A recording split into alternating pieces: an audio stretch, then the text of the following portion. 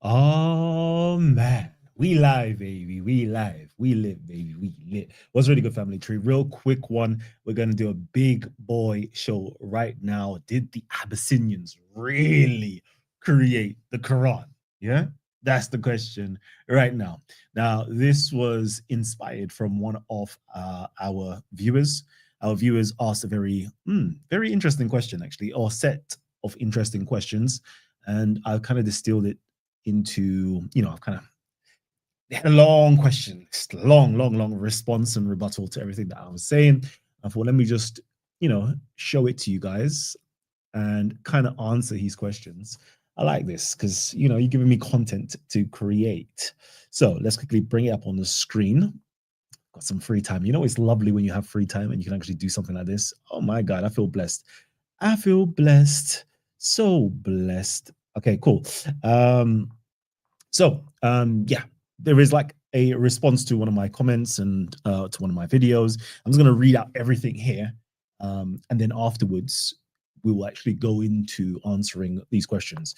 Now, it's actually stemmed from a longer, longer passage, but I just broke it down into simple points that he raises inside of the comments. It says here, your own sources do not demonstrate continuity between Abraha's 6th century reign and the Quranic revelation. CIH 541 only shows that South Arabian Christianity used Rahmanan and Messiah as divine titles, just as Syriac and Jewish traditions did. Similarity of language does not equal direct origin. Segovia and Robin both acknowledge the phrase, but neither claim the Quran derived from Abraham. The Abraha inscriptions end around 565, while the earliest datable Quranic fragments appear around 650 to 680 CE, creating a half-century gap with no textual or archaeological bridge.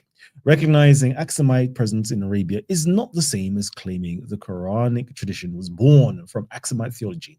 Influence is contact, origin is creation. The myth lies in presenting cultural contact as genealogical descent. So that is what he laid out as like an argumentation, which is like wonderful. Like I can't lie. When you drop these type of things here, like it actually excites me because like, oh, somebody who's actually educated and can actually formulate good responses. So it's like, yay, like I'm down for that.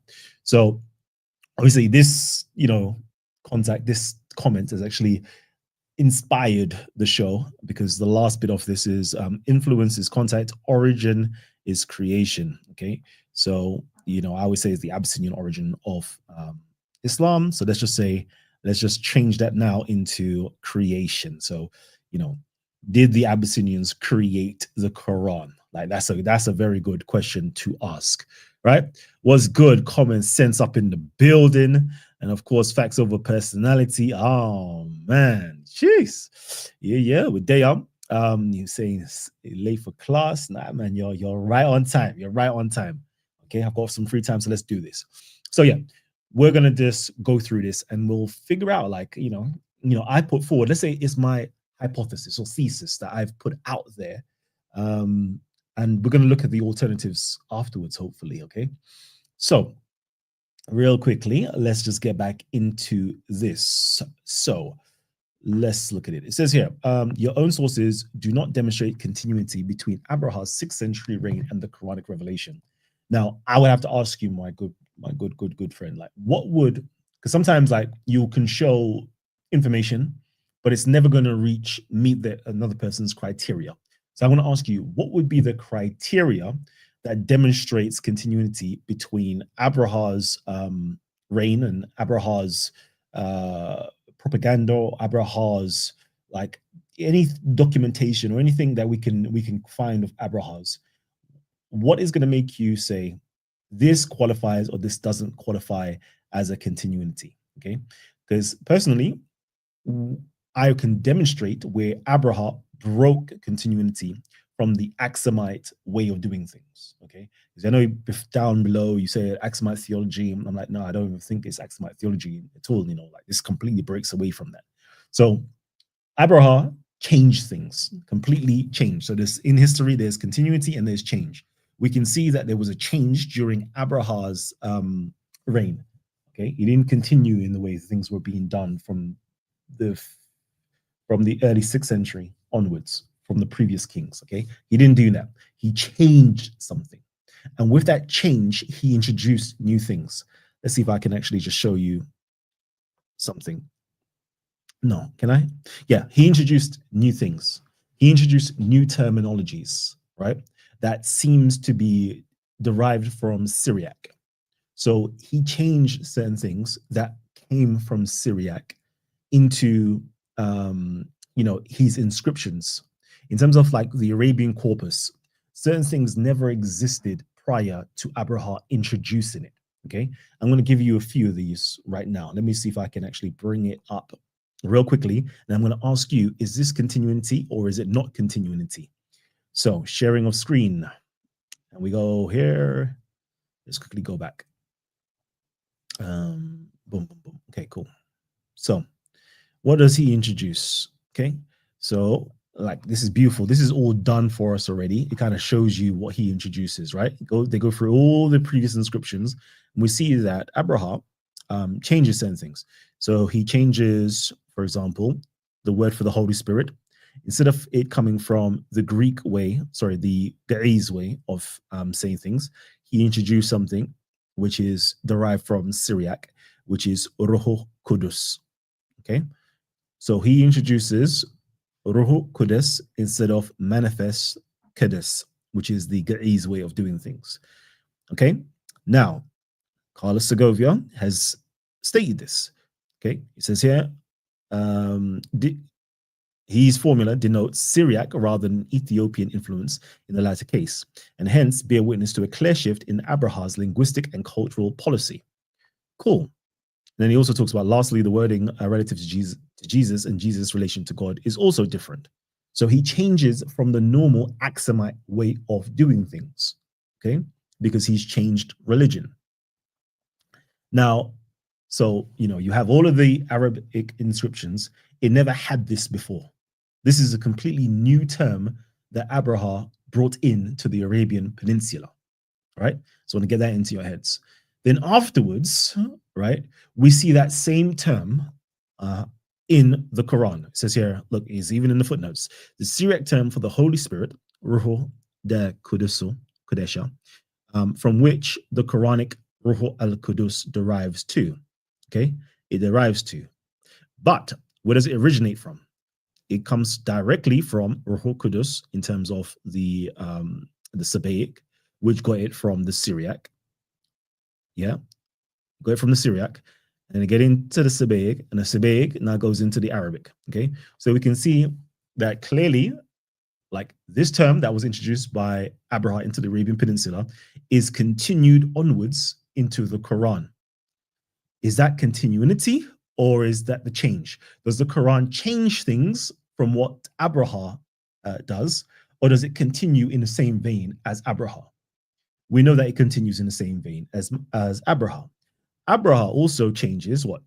In terms of referring to Jesus, instead of calling him son or using the Greek term in the Ge'ez, Christos, the victorious, and son, etc., he changes it to the Messiah. Okay. Now the same thing in terms, I think they've highlighted somewhere as well. Allah and His Messiah is also inside of the Quran, etc., etc., etc. Look, I think it's in here as well. Let's see. Look, see chapter 2 above. The fact Abraha's formula, Rahmanan and His Messiah, is paralleled in the Quranic corpus, which often refers to God as Al-Rahman and to Jesus as the Messiah, has not escaped his attention. So we can see, right, that does the Quran, so we have to ask ourselves the question, does the Quran change things from the way Abraha was saying, or does it continue in the same vein as Abraha? Okay, we can see that Abraha changed things from the way that the Axumites and the early Himyarite kings were doing things, right? We can see there's a change. We can see from it being, Christos is now changed to the Messiah. Yeah, we see that. Now, we ask the question, does the Quran change things from Abraha's time? No, it continues in the same vein.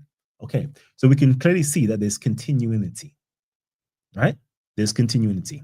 We can clearly see that the Quran supposedly being a central to North Arab piece of literature introduces a South Arabian Syriac deity, Ethiopian even deity. Okay, we see that it introduces Rahmanan or Rahman, right? And we can see continuity. It doesn't speak about another deity. It continues to speak about the same deities as been mentioned in the Syriac literature. Okay, so I just want to get that across. Now, unfortunately, some people would like to put us into what I call the realm of Jahiliyyah. Okay, so we have something over here. Let me just bring it up. Okay, we have something over here. I don't know if you lot can see on the screen. Yeah, cool. We have something over here called Jahiliyyah, and then we have historical evidence. Okay, some people would like us to be in the realms of Jahiliyyah. Okay, which means like it was the time before 610. We don't know anything of what happened there. All we know, the people was corrupt, and we don't have any information. We just don't know anything. So we could just say anything we like, and that's just the case. That's just the case. Like anything happened there. We can say that, yes, the Syriac and okay, let me read this. CIH 4541 only shows that South Arabian Christianity used Rahmanan and Messiah as divine titles, just as Syriac and Jewish traditions did. Okay. So now, you can say these things. Like we can just say, yeah, look, Jews and Christians also use the term Rahmanan. Okay, cool. Cool. Now, which type of Jews and which type of Christians use the term Rahmanan?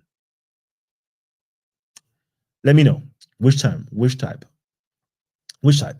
And how did they have contact or influence, or how is it a continuation from them?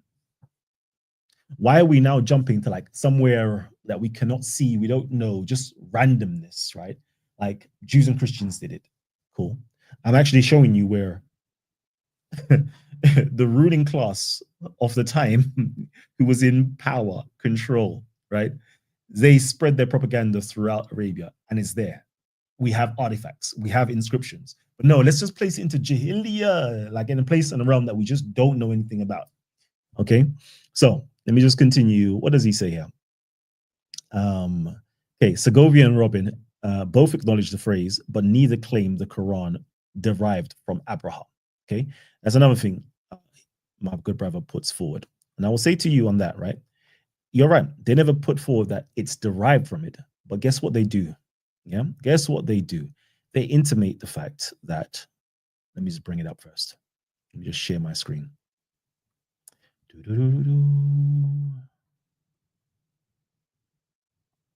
Okay. Okay. Following Manfred Kropp. Okay. Let's just quickly get it. It says here, following Manfred Kropp, there is good reason to presume that Abraha did not only conquer, but also had his particular form of Christianity spread in Central Arabia.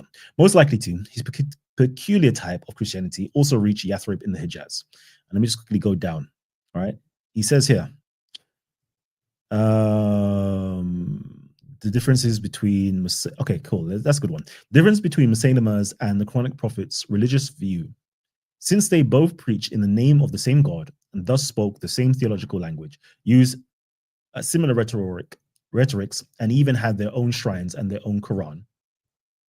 Needless to say, the Muslim source authenticate Muhammad's religion as divinely inspired and dismiss Musaylama's as being radically false. But this binary opposition obviously serves as legitimationist purpose and conveys a theological rather than historical argument. It is then fair to ask whether Musaylama's and the Quranic's prophet religious views may have been similarly influenced by Abraha's.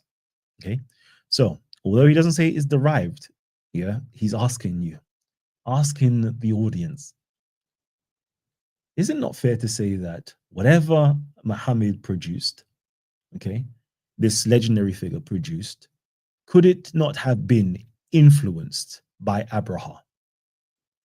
Since we know Abraha spread a new religion in the Arabian Peninsula that shares in the same theological language, i.e. the same God, Rahmanan, the same everything, right?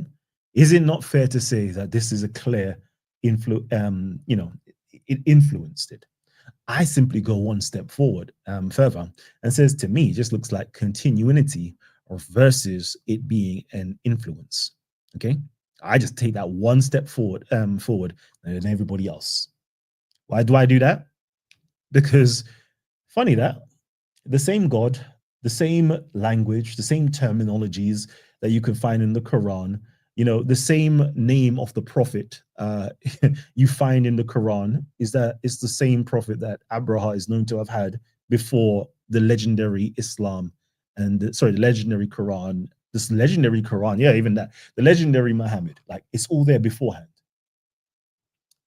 Like it just makes sense. It just makes sense. But no, we rather go into Jahiliyyah in a realm of ignorance that we just don't know. It must have just came out of the blue. There was this illiterate man that had no knowledge of anything, and then supposedly created this beautiful, magnificent work that we know of the Quran today. This is just what happened. There was no influence. There was no context. There was just an emergence out of nowhere. No, that's not how things happen. Okay. But anyways, let me just quickly continue. Let me just make sure I touch all the points. Abraha inscription around Okay, cool. It says here the Abraha inscriptions end around 565 CE, whilst the earliest datable Quranic fragment appears around 650 to 680 CE, creating a half-century gap with no textual or archaeological bridge. Let me do this first. I'm going to give you an archaeological bridge, and then I'm going to give you I'm going to fill that archaeological bridge with not a 50 years gap. I'm going to show you where it's actually quite closer than a 50-year gap. Okay, so let's do that. Let's do this like this. Okay, because I know a lot of you don't know this information. Jeez, what's good? Saya and Rust up in the building. Skyworks up here as well. Let's quickly go through and then I'll come back and see the questions that you lot have. Okay, so so Jahiliyyah, there's nothing there. Okay, all right, cool. Let me let you know this. You know the earliest Quran? You know where the earliest Quran? Oh, sorry, one of the earliest Qurans actually found. Yeah, it was found. The province of it, or where it's found, is in Sana. Yeah, you know what you should do? Type up Sana right now inside of your Google, your Wikipedia, and then you'll find out that Sana is known to be the capital city of Abraha. Interesting that, right? Just so happens the earliest Quran that you can find is found where? In Sana. Abraha's city. Imagine that. Not Mecca, not Medina, not all these, mad different places, Iraq or Syria. No. It's actually found in Yemen, in Sana. Oh, no. Let's not even stop there. Do you know where it was found? It was found inside of Abraha's cathedral that was converted into a mosque. Imagine that. Okay, cool. Let's stop there. We know, you talk about it being 650 and 680. Type in now the earliest Quranic manuscripts, and you'll find that the Birmingham manuscript is 568 to 645 AD. The Sana manuscript is 578 to 669. Do you know what? I've just got it written there. Let's actually stop this. Let's actually just Google it real quickly. Let's Google it. Earliest Quran manuscript. So we're all on the same page and nobody can say, Kalam, you're just lying. You're making things up. Okay. Let's go to Chrome. Let's go here. Boom. Cool. All right, cool. Earliest Quran manuscript. Just type that in right now. What does it say? The Birmingham Quran manuscript dated 568 to 645 AD. Cool. Is among the oldest Quranic manuscripts in the world, alongside other contenders like the Sana manuscript dated 578 to 669. Interesting that. Okay. So earlier on, you were saying to me that the earliest datable fragments of the Quran is 650 to 680 CE, whereas we just have to do a quick, simple Google search, and we find no, it's 568 to 645 or 578 to 669. Cool. So we see that it's not half a century. Okay, it's rather closer than that, isn't it? It's rather closer than that. Let's quickly go back to here. Cool. So we find that the earliest Quran that we can find goes back to Abraha's city inside of Hughes Cathedral that was converted into a mosque that was written roughly 578 onwards to 6 something onwards. Okay, that's where the time span is. Imagine that. Cool. Cool. Then we have this, this text that supposedly has its origins, far into some distant land of ignorance, but yet the god is South Arabian. The prophet of the religion is also the name, in terms of like the name, is a South Arabian name, Abyssinian name. We know that Abyssinian Christians had this name in both its masculine and feminine form. Funny that. But no, we must go into the land of ignorance and just believe, in 6 something, this Quran emerged. I even know, man. I don't know. Sometimes I just wonder. Let me just quickly see. What else did you have here? There's one born from Axumite theology. Okay, cool. And yeah, I don't even think that it's Axumite theology. I don't think that. I think that Abraha converted away from the Axumite Miaphysite church and changed its ecclesiastical structure. And I'm starting to believe, and I'm starting to lean on the fact that it changed into the Melechite version, which was more like the Chalcedonian version of Christianity. That's where I personally see the evidence is actually showing us. Okay, we see, certain things within inside of the Quran is a continuation. Let me show you this. So Abraham takes away, this is very distinct, right? Son, S-O-N. Okay, Jesus being the Son of God or Son, right? He takes that away and substitutes it with the Messiah. The Quran, a lot of his dialogue is, God has no son, like no son, all this thing here. Jesus is not this, whatever the case is, right? It goes in. He's not Walad. He's not the son of God. He says he's the Messiah. He's the word of God. He's this, he's that. Cool. Doesn't that seem like a continuation of what, let's just say, if Abraha's religion, what would Abraha's religion look like? To me, it would look like what's inside of the Quran, not what Muslims are following. Let's just get that distinction, right? There is Muslim dogma, right? There's Muslim dogma versus what the Quran, the actual literature, the source actually says. Okay.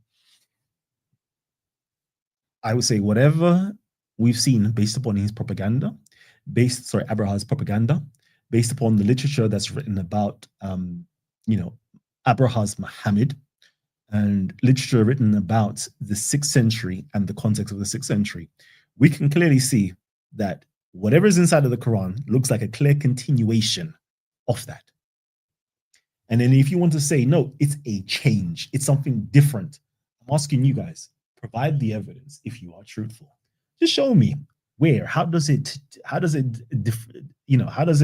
divest itself from that? Show me, please. I'm asking you.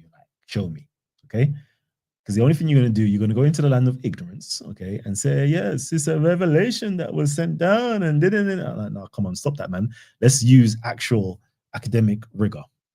Anyway, what's up, my brother Kalam? I hope you got my email. No, I haven't. I don't think I have. Let me just double check. Let me double check right now.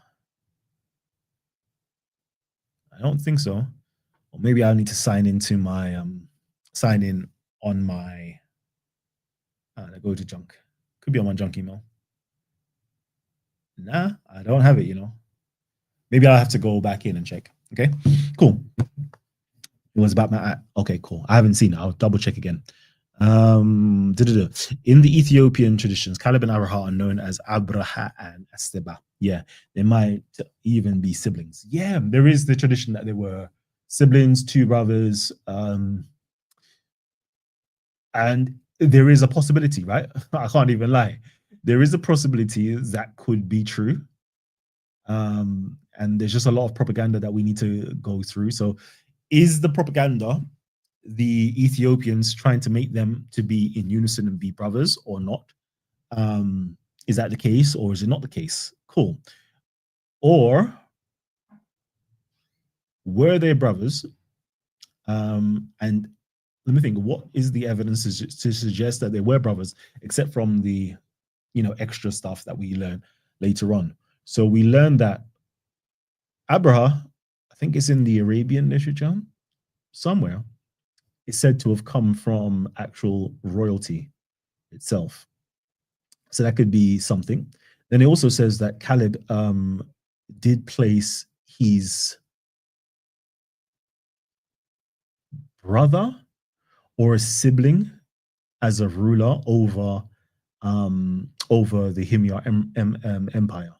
It does say that in somebody's work. I think it's John of Molasses or somewhere else in like one of these Byzantine works. So there is an argument there that they were brothers. That could be the case. There is also supposedly a something that is like an inscription or something to say that they built something on a hill in Ethiopia somewhere. So it's a possibility. I don't know. I don't personally know, but there is a possibility that they could actually have been brothers. Could be. Could be. I'm not saying it is or isn't. I'm just saying that there is a possibility. Okay, cool. It's cool. Yeah, man. I struggle to find educational content here. I always hear interesting, albeit not very popular information. Yeah, come on. That's what we do, man. That's literally what we do. Oh yeah, and what was the brother saying? Let me see if I can do this as well. So I have created a course, actually on this stuff, and it's mainly for it's mainly for children, to be honest with you. But yeah, cool. Because you're saying, oh, let me just see. Yeah. There isn't any inscriptions or something. I'm like, listen, my thing is certified, Let me just show you. There's going to be study of coins, inscriptions, steles, understanding global connections. Let's see, what else? Where is it? What else do we have? Like, we have all of this stuff here, man. I have all of this stuff here. Yeah. Plan display features, maps, inscriptions, and trade goods. Like, this is proper, like, what I've created here, yeah? Huh. I don't think y'all know. Yeah. We get this all, and we're going to get this out in America as well. I don't think y'all know. The type of work that's gone into this, yeah, is crazy. Okay. And you know what? I think I want to actually do like a pilot. If you don't want to sign up, yeah, I'm going to do a pilot where I think 2 lessons. And I was thinking the first lesson would be obviously the first lesson, and then the last lesson number 6. I think those are the 2 like very interesting lessons. Mapping the Red Sea world. Right? Literally going through, looking at the, what do we call that? What do you call the literature? I can't remember the name now. Anyways, literally just go through the literature that's been written around that time, about that geographical location, and mapping out the different empires and kingdoms that were in existence during that time period. And it's going to be excellent because we're not just going to be focusing on Arabia. We're going to be doing both sides of the Red Sea. So you can see from, let me see if I can do a map quickly. Do I need to do a map? No, come on, man. We all know what the Red Sea looked like, right? We all know what the Red Sea looked like. You have Arabia on one side and you have Africa on the other side, okay? We're going to go through that. I'm going to show you the kingdom of Axum, the empire of Axum, and everything that actually, they had control over. So we're literally going to go from, let's just say Axum, you have other African Christian kingdoms, such as Alodia, Nicoria, Nobatia, Beja. Okay, you have all those 4 different kingdoms up there, just like shown out. Then we're gonna go to the different ports, such as like Kift or Coptos, journey over to Bernacay, the port of Bernacay. Then you're gonna go either to Sinai, or you can go down to like Adulis. Then you can go down into what's it called? Aden, like Muka. Like you can show there's just the whole trade routes, right? And you're gonna see the Himyarites, the Kinda, the Ma'ad, the Tihama. You're gonna see Nadra, and you're gonna see all of the stuff there just mapped out where the Hassanids should be, where the Lahmids should be, all of that. Because I realized that when we're talking about, as I said, like early 6th century, 6th century, and we're talking about early Islam, nobody has a clue. Like, no, I can see it already. Nobody has a geographical clue. When we're dealing with history, we're dealing with times and places, right? Nobody knows the geography of what we're dealing with. And the best case, all you hear about is Byzantine and Persians, or Byzantines and Sassanids. That's all you get to hear about. But you don't get to hear about, hold on, you do realize that it was the Axumite Empire that had conquered or had rule over Arabia. What you guys are talking about in terms of Arabia and Islam, that was Axumite territory. That was Habashi territory. But when you listen to people speak, like when I listen to the Christians, polemicists speak, and Muslims, and even like Orientalists, I call them Orientalists anyway. Like a lot of these academics, they speak. I'm like, so hold on, nobody ain't mentioning that now. Nobody ain't giving us a time frame, a chronology of the power structure in Arabia. Because if you did that, then you realize, hold on, why is nobody talking about the Ethiopian presence and the Ethiopians that controlled Arabia in the 6th century? There was no other force. I'm thinking now, there was literally no other force that controlled Arabia in terms of the mass of Arabia in the 6th century but the Ethiopians, not the Arabs themselves. It was only the Ethiopians that was in control. But that's never spoken about. It's like, huh? Why is that? Racism's alive, but they're just considering it. That's simple. Okay. And then when I say certain things, it's like, yeah, but you don't need to make Africa great by, like I'm co-opting the religion of Islam. I'm like, hold on, bro. Like you do, like, how does that make sense? Like you want to negate the African presence, whilst I'm actually doing history and showing you, no, there was an African presence. Like everything that you know in the Quran is based upon the African presence or the Abyssinian presence that constructed this religion, or this text that birthed the religion. Anyways, let me just quickly go back and see what you guys are saying. Let me stop sharing. Okay. Okay. Cool. Yep. Cool. Professor Kalam is way more educated than Robin Walker. No, I'm just more educated in this field than Robin Walker, I would assume. Okay, but Robin Walker all over, nah, man, he's great. He's great. Big up, Callum. I respect fully your research and keep digging into scholarly sources and the presentation of your hypothesis. Kudos to you and the academics from whom you draw from. Thank you. There's a whole heap of educational content out there if you have the mind to absorb and discard that which is less factual sense. Okay, cool. Yes, plug me in, man. Cool. Anyways, all right. So let me think to myself, what else do we need to go through just to make sure that everything is so touched? Easy. Easy. Let me just get back to this. So let me just share this screen again so I can make sure I've covered everything. Boom, boom, boom. Let me say where yo. Okay. So again, your own sources do not demonstrate continuity between Abraha's 6th century reign and the Quran's revelation. I think it does. I really do, And then I'm going to ask, can anybody show me the continuity from Muhammad of Islam, to the Quran? Can anybody show me the continuity from that? First, you need to actually verify and show that he existed in the time frame that he supposedly is meant to have existed. That's number one. Then you need to prove that he's actually a historical individual. That's number two. Then you need to show that based upon documentation, it coincides with whatever's in the Quran, coincides with whatever he's saying. Number three. And nobody can do that. Absolutely nobody can do that. There's no chance in hell you can do that, because the Muhammad of the Islamic traditions is not a historical figure. Okay, that Muhammad is a traditional figure.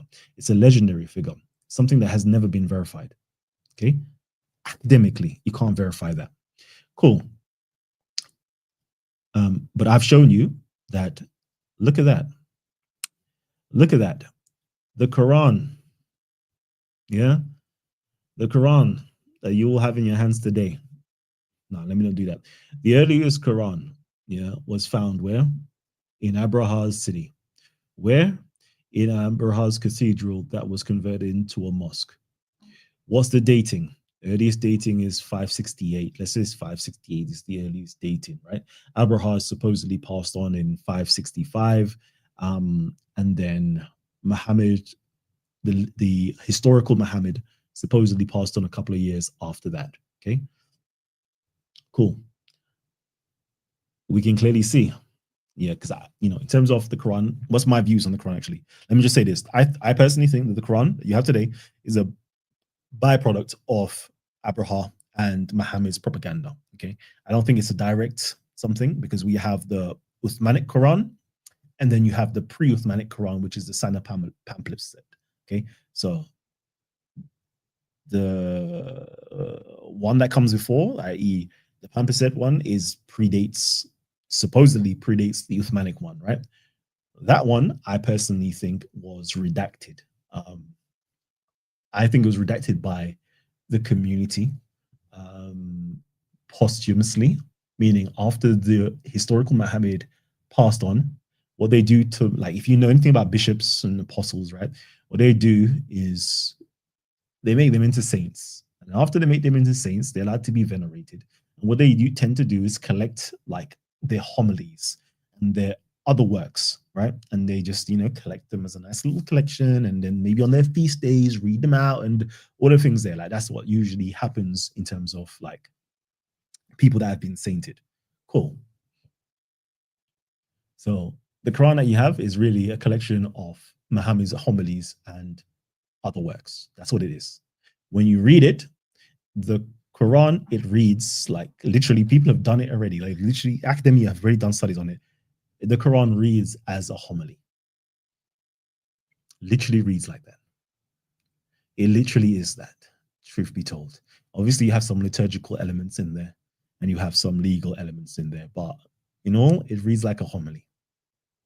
Cool. But anyways, let me not digress. So what was I saying? Where it's come from, the place it comes from, the time frame it comes from, the actual language it uses, the terminology it uses. I haven't even gone into detail to even talk about the certain literature, like when you're pulling from, what's that thing called, the sleepers of Ephesus and all these things here, like all that started to like proliferate in the 6th century. Like, the ideas, the argumentations that's taking place, all of that is like late 6th century argumentations are inside of the Quran. Like, all of it. If you really just follow the trail and said, I don't even know where this book came from. I don't know where this book came from. Let me just read it. Let me take up this book and read it. And if I was to track everything that we found, okay, without no preconception that it comes in the 7th century, where do I think it came from? What region do I think it came from also? And I think anybody who's like a scholar in the field, if they swipe away their bias from reading Islamic materials or literature, you will say, yeah, clearly this is a late 6th century work. We can see the argumentations in here, the tritheism arguments, the Arian arguments. We can see, all these Christian literature. We can see that this text is definitely borrowing heavily from Syriac works, and it's also borrowing from the Ge'ez Ethiopic works as well. We can clearly see that. Cool. Yet we know that only in the 6th century, actually, well, you can do another argument on that, actually. But we know in the 6th century, Abraha brought in Syriac and Ge'ez stuff together, but everything in terms of his propaganda was done in Arabic. But no, we don't see it though. We don't see it. Oh, like you pick up the very first words that you find in the Quran. It says there, um, read in the name of Allah, who is the Rahman, the Rahim. Ah, okay. Where do we find that? Oh, we find that also in rock inscriptions dated underneath the era of Abraha in the late 6th century, where he, brought the Rahmanan and Allah, the North Arabs confession to the South Arab confessions, trying to bring them together and unite his empire. He brought that in. Then there was the extension to that. So the bipartite is the Allah and the Rahman, Bismillah al-Rahman, Bismillah al-Rahman. And then the extension to that, which is like a common calc within inside of Ethiopian, is saying that the Rahman is the Rahim as well. But no, we don't see no continuity. We don't see it at all. Like, let's be blind and we say we don't see it. We don't see it. But anyways, let me just stop talking because my mouth is getting dry.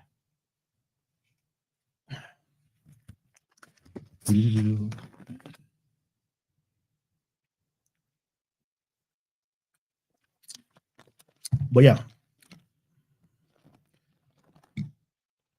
Anyways, family, is there any questions? Let me know. Is there any questions before I go? Because I've been holding tight for you guys. I've been holding on. So if you've got any questions, just literally tag me, Kalam. Just tag Kalam and just give me the question so I can get going.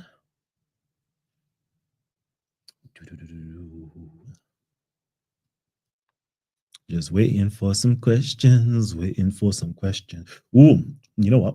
Let me give you something extra as well. See, you don't get to see what have I been reading recently. I'm gonna give you some stuff that I've been reading. Or what have I been doing? Okay, cool. Let me not do what I've been reading, but nope, not that one. Nope, not that one. No, not that one. Oh yeah, this is nice. This is a nice one, but because we're going to do the map, the whole mapping, so you can see where the Beja, the Bleminese, Beja is called the Bleminese anyway. See the Bleminese there. You don't see it? Can you see it? Yeah, you can see it. Cool. You got the Bleminese. You got Nobatia. You got Makoria. You got Alodia, which is called Alwa here. That's cool. That's cool and all. But let's see. Not that one. Okay, so you have the there you go, Axumites. You've got Nobatia yet again. Also, that's the Noba people, Nobatia. They got the Bleminese and all them things there. Okay, cool. Yeah, all of that stuff. It's nice, it's nice to see this. And this is going to be all in the what's that thing called inside of my curriculum, like all of this stuff. Anyways, let me keep on going a little bit more to show you what I was really trying to get you to see. I liked this. I like this. The second, still clearly epithet used by monotheists in the Arabic environment, Jews, Christians, but also South Arabian non-denominational monotheists. Substitute, God, Rahman, reading the mess form. Both the linguistic form and the known origin make it appear to come from outside the genuinely Arabic environment. Quranic texts use both names of God in a specific exclusive distribution, although the use of Allah predominates. And you know what's funny? I was actually watching, is it Daniel Brubaker? And, because in here it tells you like the word Allah is inside of the Quran more than Rahman. But you know why? You'll find go on to Dr. Brubaker because he goes at all the textual variants inside of the Quran. You know what they were doing? Where there wasn't Allah written inside of the Quran, they started writing Allah in the Quran. They started writing Allah in the Quran. Can you imagine? Like they just put in Allah into the Quran where the name Allah didn't exist before. And sneakily, I think that's the reason why there is so much Allah in the Quran over Rahmanan. They didn't know how to explain this. Anyways, it tells you in here about Rahman, and they didn't know. They didn't know. They can clearly see it's a what's it called? A foreign word. A foreign word that they tried to hide. But anyways, let me not say nothing too much. And you gotta do some reading. In the Quranic usage, Rahman is mostly a noun, the name of God borrowed either from the old South Arabian or Jewish Talmudic usage. Let's quickly see. Do you know what I loved seeing? This was nice, Watch this. Did you know that Ethiopia has some Abyssinian? Let's read here. Okay, the formula can be found in invites of Ethiopian saints, 13th century. According to Gechao Haley, electronic letter dated 1st December 2011, electronic letter dated 1st of December 2011. I thank him very much for a corresponding excerpt from a work currently in publication. And it has here in the Gaze, Basma Egzi Abher Mahari wa Mastahasal. I should really ask Sion for this, the reading of this. Hopefully he knows how to read Gaze. It says here, in the name of God, the merciful and gracious, is also an introductory formula of religious texts that has been used since ancient times. The change from the T stem of the finite verb to the stem of the participle is a regular occurrence in Ga'iz. And furthermore, the formula Mahari wa Mastahal, merciful and gracious, is not a new coinage, but a quotation of various biblical passages from the Old Testament, Exodus 34:6, but especially from the Psalter, where the two epithets, but not synonyms, are found in the canonical reading of the Bible. Ethiopian inscriptions that were found in Yemen and are certainly pre-Islamic. Two examples, the correspondent Ethiopian versions have Mahari wa Mastahal. So as I was saying, when you see Al-Rahman, Al-Rahim in the Quran, as I was saying, it's basically a calque. Okay, calque meaning it's a, how do I say that? One language, says Mashal wa, Mahari wa Mastahal, but in the Arabic language, they just simply say Rahmanan wa, what's it called? Rahim. Okay, so it's like just saying the same thing in another language. So, for example, you have the term Malik, but when you say Malik in Ga'iz, you would say Negashi or Negus. Or if you want to say Negus in Ga'iz, you say Malik in Arabic or Sabaic. Okay, it's a calque, meaning another word said in another language to mean the same word. Okay, hopefully that makes sense. But anyways, interesting stuff here. Interesting stuff. You should do some reading. Let me see. Any good questions? The Quran in Islam is based on Moses. I don't know about that because Moses Maimonides came a few hundred years after the Muhammad of the Quran. Ooh. I think I've got a new one. So, because I always separate the Muhammad of Islam, a traditional Muhammad, from the historical Muhammad, right? But now I'm going to start saying the Muhammad of the Quran versus the Muhammad of Islam. That's sick. That's sick right there. I think I'm going to start using that. Imagine that. The Muhammad of the Quran. The Muhammad that's mentioned in the Quran. Did you know the Muhammad of the Quran is well versed in sea travel, but the Muhammad of Islam never left the Arabian Peninsula, or supposedly never went on a boat? See it. The Muhammad of Islam is the one that's supposed to be an illiterate, whereas the Muhammad of the Quran proves himself to be very knowledgeable of biblical scriptures. Could use that, the Muhammad of the Quran versus Muhammad of Islam. That's my new thing. That's my new thing. But is that going to confuse people? That's my new thing. I'm going to bust it. I don't care. Anyways, family, of course, you and him are familiar to me from the videos. Okay, cool. Hey, yo, Sion Rasta, quick question. Do you read Gaze? Do you read Gaze? Let me know.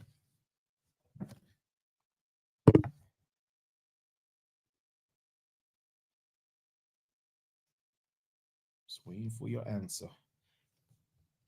Zion Rasta. Yes or no? Do you read Gaze? Yeah. Jeez.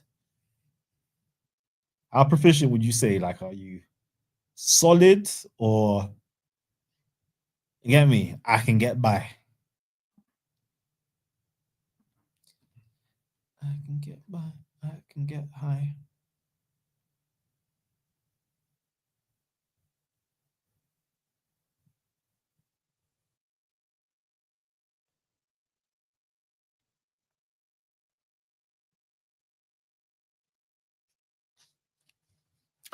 Cool.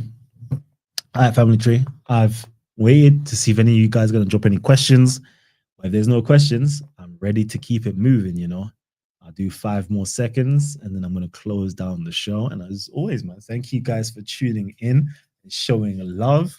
I don't know if anybody's done a super chat. If you've done a super chat, no, nobody's done a super chat. Cool. But anyways, for everybody who has done a super chat in the past, salute and thank you guys for doing that. You guys got anything to say later on? I might be available from about 9:30, 10. You know, that's my next free time if I choose to come on again. What do you recommend to learn about to read? Jeez. Oh, that's a good question. Specifically read about Abraha.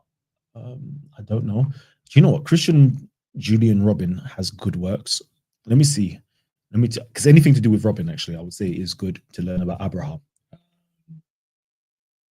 Let me think. I don't even know. There we go. That could be a good one. 2014 work. All right, Robin, People's Beyond. Let me just double check if it opens up. Come on. All right, it's taking long. My thing is like crashing out right now. I'm trying to open up Robin's Peoples Beyond the Arabian Peninsula, I think. But it's not trying to have it.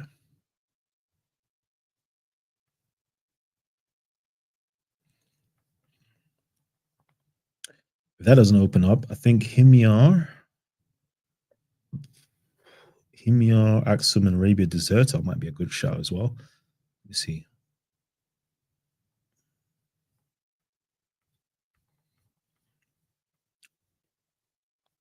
Yeah, I think this is a good one. Give me a second. Let me just double check. Yeah. Cool.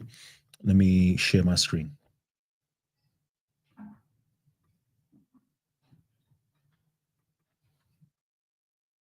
Cool.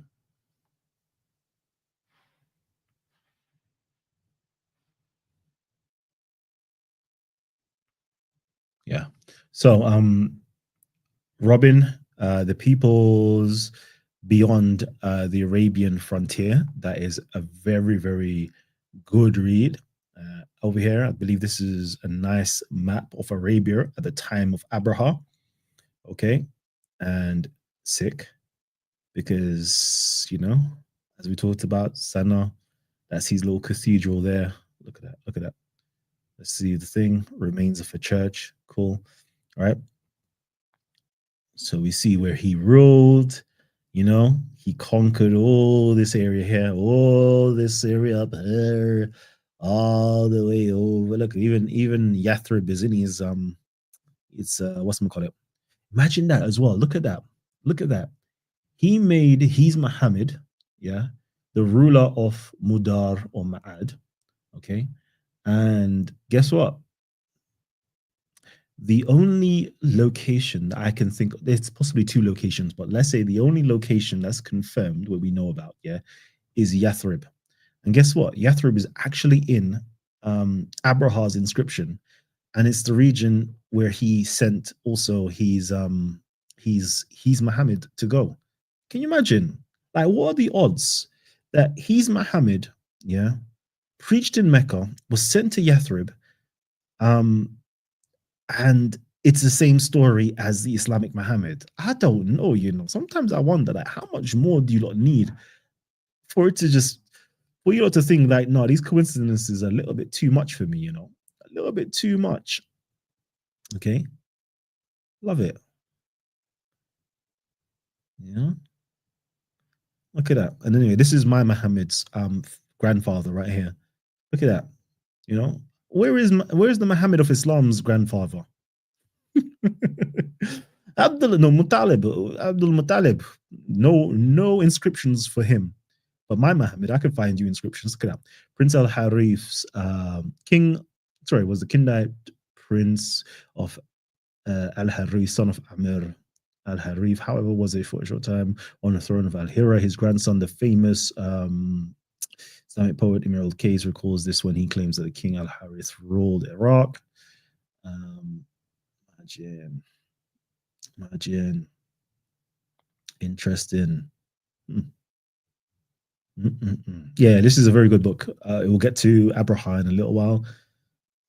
Yeah, it gets to Abraha already, actually. So yeah, very good book to read up about everything that Abraha did. It's got his inscriptions here, for example.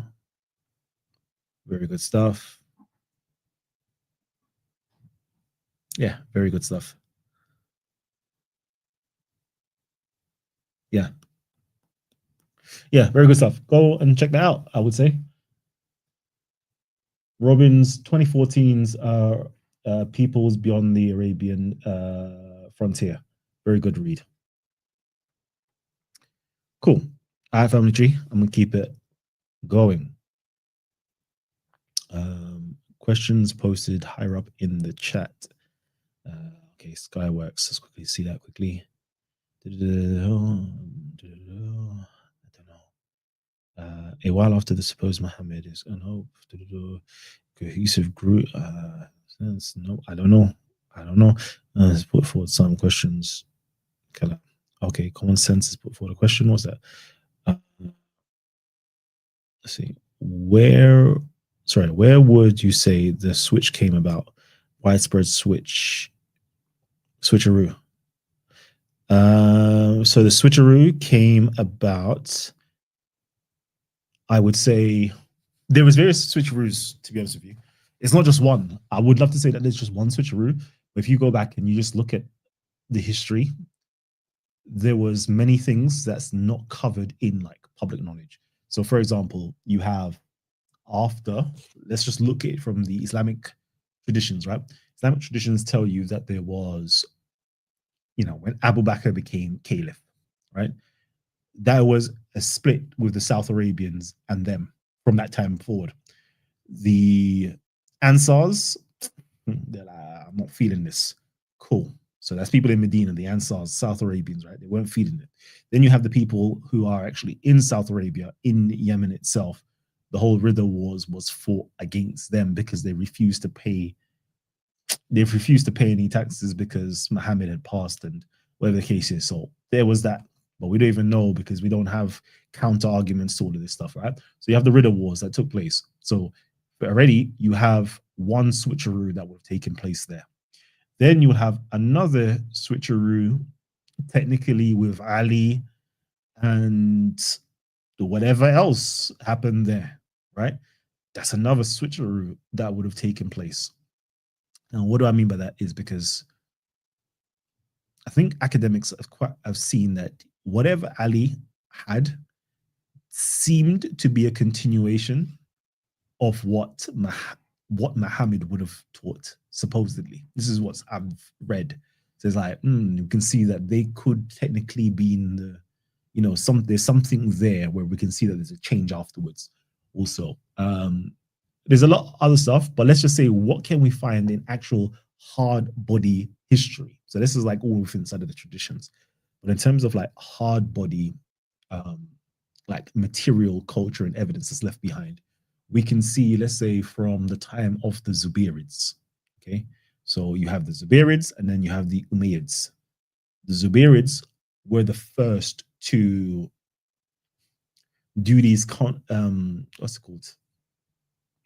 confessional declarations on like coins and other materials. They were the first ones to introduce the name Muhammad, for example. First to introduce, like, I think the Shahada. I need to go back and just double check all this stuff, right? They were the first ones to introduce all of that. And then afterwards, the Umayyads kind of said, oh, like, yeah, whatever they were doing were kind of working. So after the Zubairis were defeated, the Umayyads kind of took over that propaganda and also hired the Zubairids, or the chief Zubairid, which would have been Abdullah. They decided to actually, recruit his brother, Urwa, into the fold to be their propagandist and to spread their own thing as well. So we can see like different stages, there was a change. And obviously you have the Abbasids. They created another self-propagandist information after they'd taken over from the Umayyads as well, right? But even inside that, there were theological debates that was going on. So everybody's spreading their own little thing. So there's a lot of different switcheroos, but you're gonna have to go into history and kind of narrow down what took place. So for example, let's do this. Let's do something like simple. To me, this is simple anyway. You have Mecca and the Kaaba. Now, we don't see that in the time of Muhammad. We don't even have the legendary Muhammad stuff, right? So this is the first time we kind of get a glimpse of the Kaaba and Mecca is with the Zubairids and their propaganda information. Now, they had moved or taken materials from Abraha's church to construct the Kaaba supposedly in Mecca. Okay. And then we hear the stories later on about Mecca, Kaaba, Muhammad, etc. So we can see already the Zubairids were the first ones to like change things, take Abraha's stuff to create, let's say Abraha's church to create their own religious building, right? So we see there's a switcheroo there. We see later on the propagandists like Ibn Ishaq says, you know what? It was initially, all the initial pilgrimages were to Mecca, but then Abraha tried to take the pilgrimage away from Mecca to his city. That's what really happened. But then the evidence on the ground says, no, guess what? In Abraha's like city as well, there's a place called Marib. There's actually a pilgrimage that used to take place there, like I think twice a year. That so happened, and this is like going back hundreds of years, like pre-pagan times even. So let's just say let's go back into like 300 AD. Go back to 300 AD. We have archaeological evidence to say that this pilgrimage was taking place in South Arabia from like 300 AD. We have that onwards. But the same pilgrimage, meaning when I say the same pilgrimage, the same time frame that this pilgrimage is happening in Marib is now also taking place in Mecca, where there's no archaeological evidence that this pilgrimage ever took place in Mecca.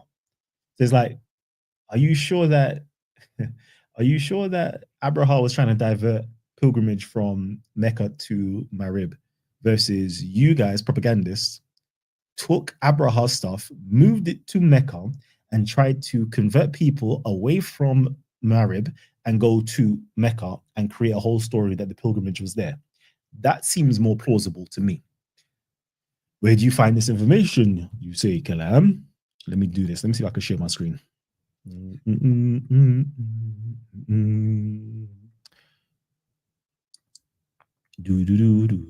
Chrome tab. Let's see. Boom. And then let's see if we can do Marib, Mecca, pilgrimage.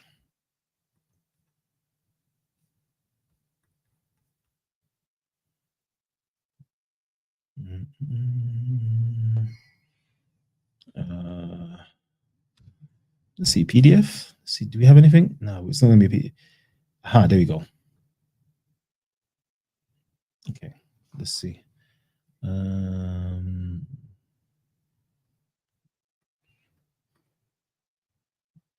Let's see. This video aims to present an outline of the pilgrimage temple.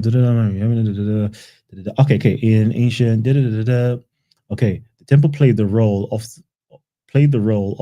in Mecca. The capital of Marib was designated just like Mecca as a holy town. Data about pilgrimage. Okay, cool.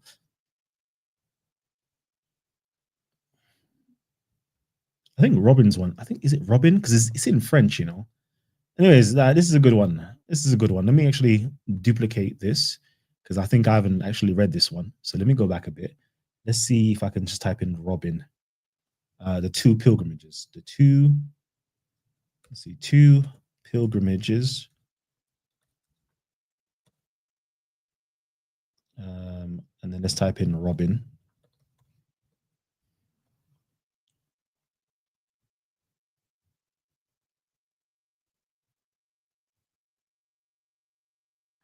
Man, I can't find it. I can't find it. But anyways, like in there, you'll see that what I'm saying is Marib and Mecca two. That's it. There you go. Resource. Marib and Mecca two pilgrimage. Ah, this is from me. Hey, there you go. Look at that. It comes up on my thing 4 days ago. What? I didn't even know. What's this?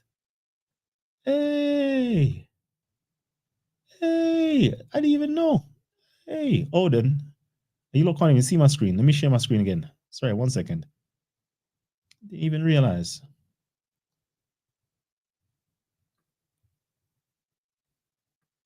Oh, wrong one. Remove that.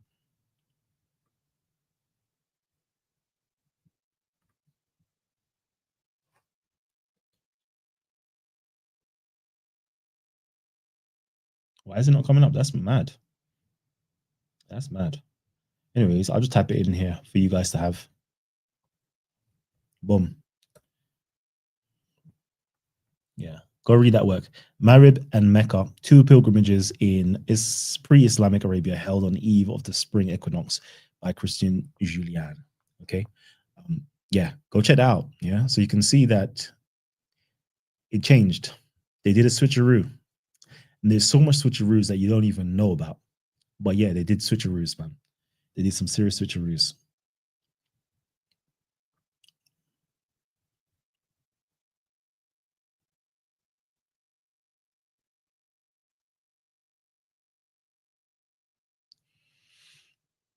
I like this question. I have struggled with the idea that we Abyssinians might be related to Sabians or South Arabians. If that is the case, would we be considered Africans fully? You know what's very funny as well?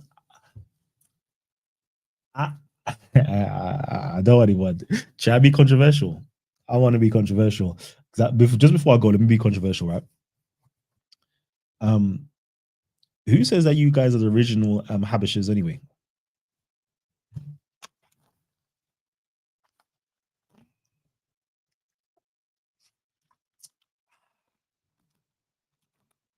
Now hear me out. Hear me out. Hear me out. Hear me out. Hear me out before I lose a follower. Yeah.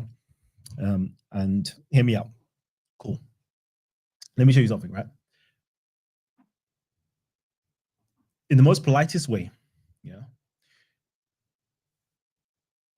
Ethiopians, modern day, and even like back in time, like even like I think it's the 3rd or 4th century.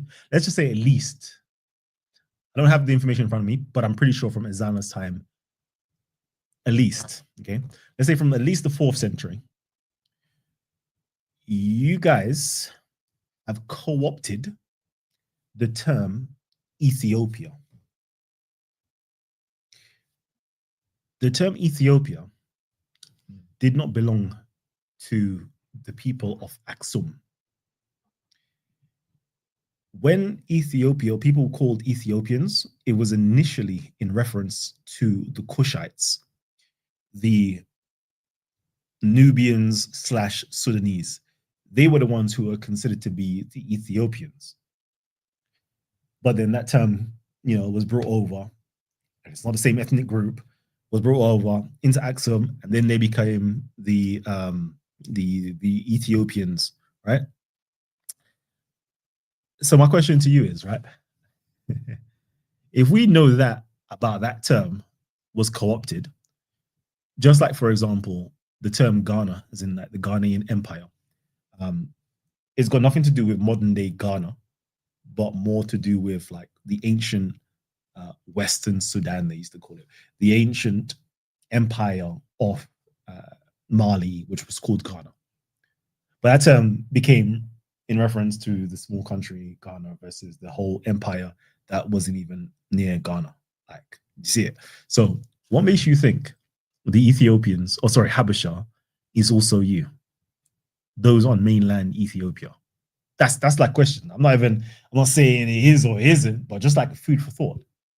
If you know that, you should know that Ethiopia or Ethiopians wasn't when the Greeks called people Ethiopians, and when it was related, it was always to do with the Kushites, and it was to do with the Nubians slash Sudanese. They were the Kushites. Sorry, they were the Ethiopians. Then it came over into the Axumite Empire, and now they were referred to as Ethiopians.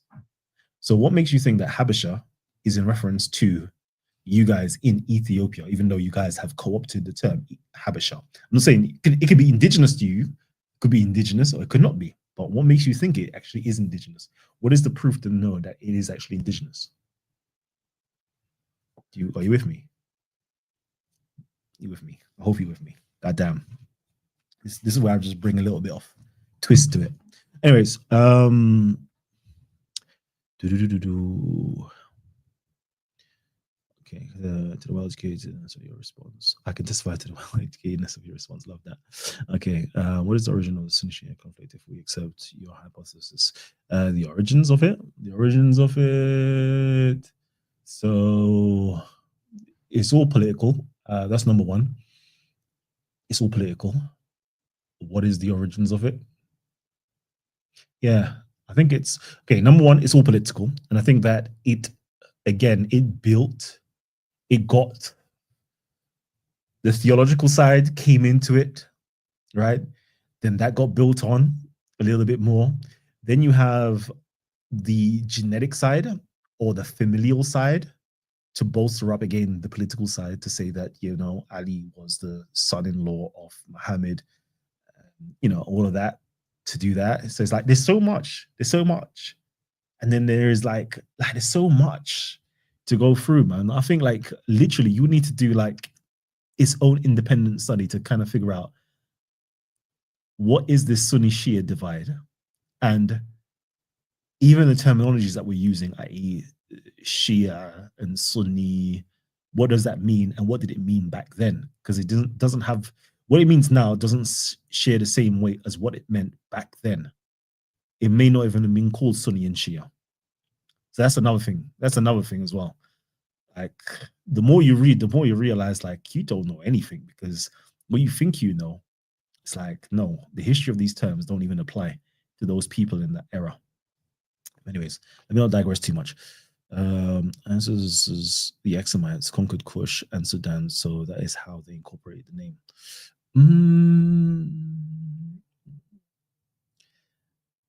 Yeah, conquered, but they were still their own independent people. It's like, I don't know.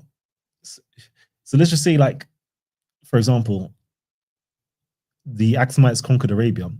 Like, would you now take on and say, yeah, I'm an Arabian? Like, you wouldn't, would you?